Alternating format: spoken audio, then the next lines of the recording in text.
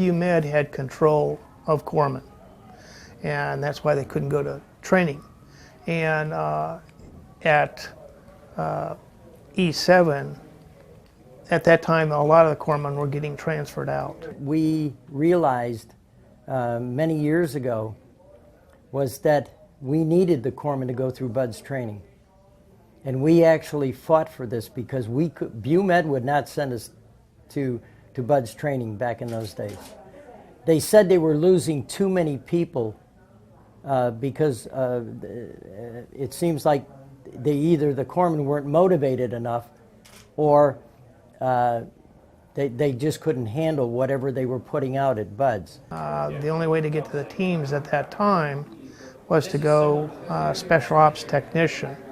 And you had to be a second class and go to first class diving school, and then on to underwater swim school and jump school, then become assigned to a team. But we needed the corpsmen coming into the teams to be trained so that they could actually say, yeah, I did it all. I went to Hell Week. I completed the training.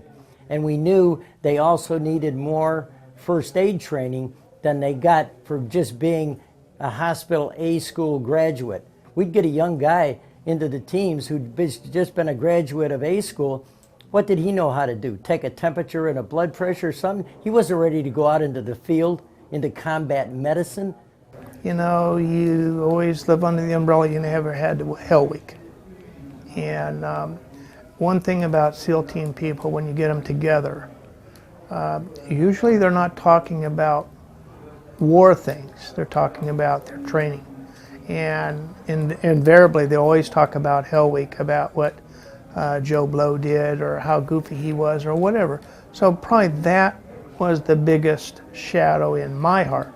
I was the first corpsman to ever make a med cruise with a UDT team. My chief, I was second class then, my chief told me, who I believe was an E8 at the time, Ed Barrett, he said, Doc, you got to do everything these guys do and you got to do it better than they do. I'll put you with a new swim buddy each time we have a swim. You'll be the wind dummy jumping out of the plane first, going in. Don't get hurt because you got to take care of the rest of the guys that come down after you.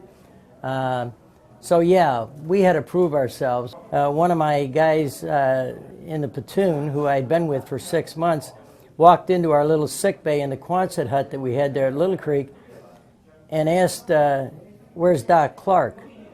And they said, he's out doing PT. Can I help you? And he said, no, I'll sit here and wait.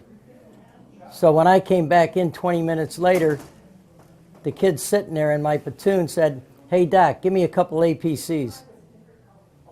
And they're like aspirin, all-purpose capsules, you know. But anyways, he wouldn't ask anybody else. I was his corpsman, and then kind of had the feeling I was accepted then. So.